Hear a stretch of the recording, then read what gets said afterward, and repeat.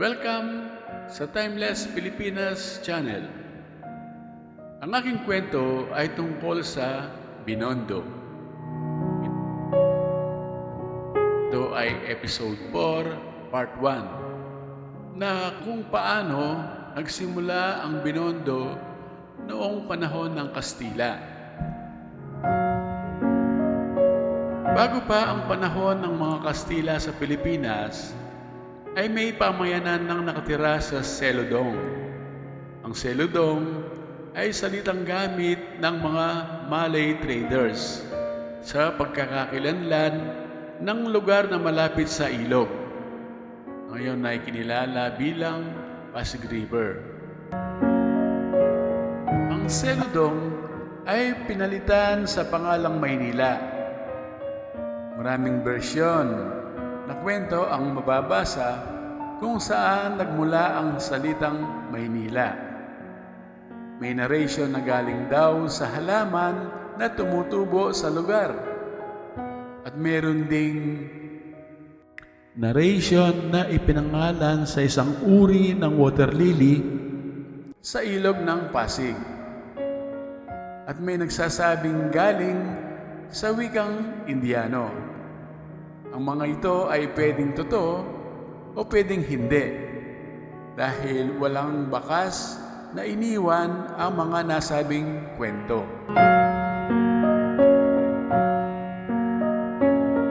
Sa aking pananaw, mas kapanipaniwala na ang salitang Maynila ay nanggaling sa salitang Arabic na Amanila, na ang ibig sabihin ay proteksyon ng dakilang Diyos. Ito ay may mas malaking kaugnayan o mas malalim ang impluwensya ng salita sa Islamikong kultura dahil sa matagal na pinamunuan ng mga Muslim ang Selodong bago pa dumating ang mga Kastila. At may mga karagdagang pang posibleng ebidensya. Kasama ng Amanila ay mga salitang gamit pa sa ating panahon ngayon na Arabic ang pinagmulan.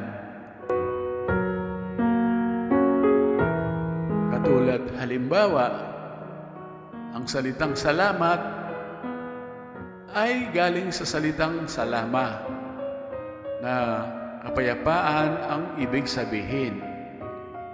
Ang salitang hukom mula sa salitang hukom din na ang ibig sabihin ay hatol.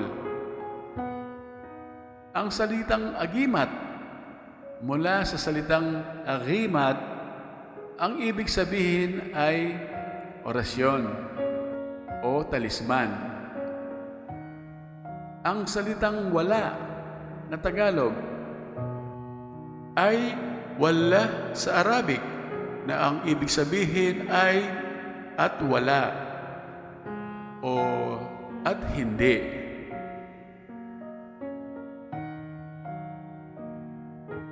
Ang salitang sulat mula sa salitang sura na ang ibig sabihin ay kabanata. Ang lumang Tagalog na adat noon ay mula sa salitang Arabic na adat na ang ibig sabihin ay kaugalian o tradisyon. Ang salitang udan ay apelyidong Pilipino na napanatiling Arabic kahit na naging kolonya tayo ng Espanya sa loob ng 300 years. Na ang ibig sabihin ay patnubay o guidance.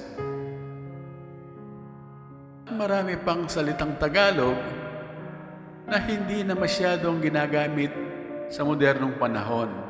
Pero ang pinagmulan ay sa salitang Arabic.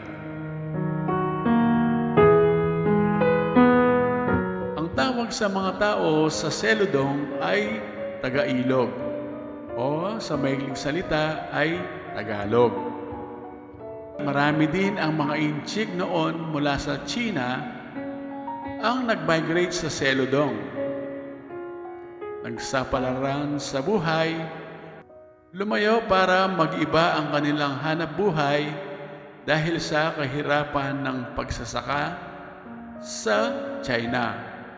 At yung iba naman ay sadyang mga ngalakal na nagdadala ng produkto galing China. Bukod sa Selodong na pinamumunuan ni Raja Suleiman, ay may mga maliliit na ring pamayanan ang mga Tagalog sa mga karatig puok o barangay.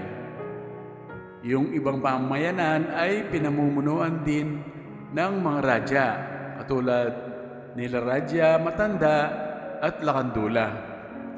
At yung ibang barangay naman ay may sarili silang pinuno at halo-halo ang kanilang paniniwala sa Diyos. Ang barangay Parian ay ang naging lugar ng mga inchik.